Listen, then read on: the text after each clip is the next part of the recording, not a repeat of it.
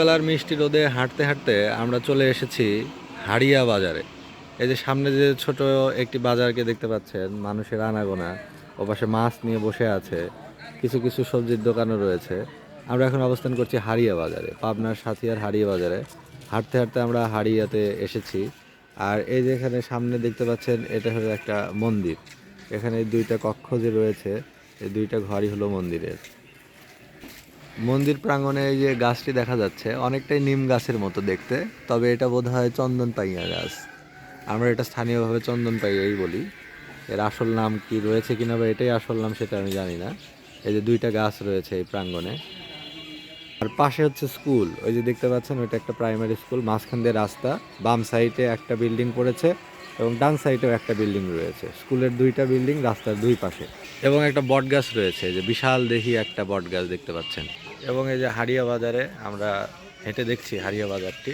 এই যে আপনাদের যে দেখালাম, এটা হচ্ছে মন্দির।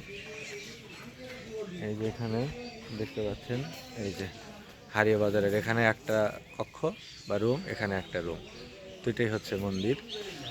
আর এই যে পিছন সাইডটাতে ওখানেই হলো স্কুল, মন্দিরের সাথেই, বাজারের সাথেই।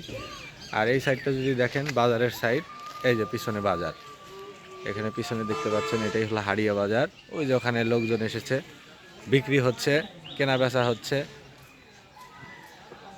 প্রান্তিক পর্যায় থেকে অনেকেই বিক্রির জন্য অনেক কিছু নিয়ে আসে এখানে, শাক সবজি বা দুধ। এখানে আসলে সকালে কিন্তু দুধ পাওয়া যায়।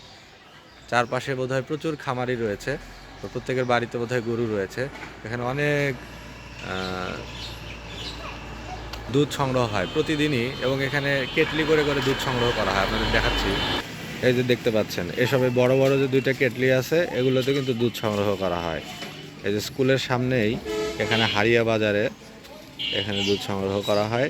খামারিরা বা প্রান্তিক পর্যায়ের যারা রয়েছেন, তারা নিয়ে এসে এখানে কয় লিটার হলো সেটা এখানে ঢেলে দেন এবং এই কেটলিতে সংগ্রহ করা হয়। পরবর্তীতে এই দুধ অন্য কোথাও চলে যাবে।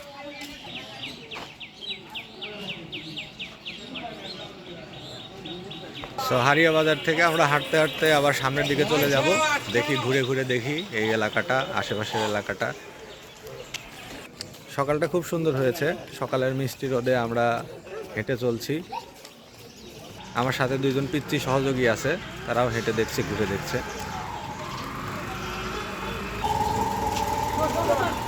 দেখুন পিছনে কত বড় প্রকাণ্ড একটা বট গাছ। এই বট গাছ অনেক কিছু সাক্ষী, অনেক সময়কে দেখেছে, অনেক মানুষকে দেখেছে। এই বট গাছের সাথে একটি মুহূর্ত দেখুন। এই যে ব্যস্ত বাজার এখন চলে উঠেছে, সবাই বিভিন্ন দিকে চলে যাচ্ছে যার যার কাজে।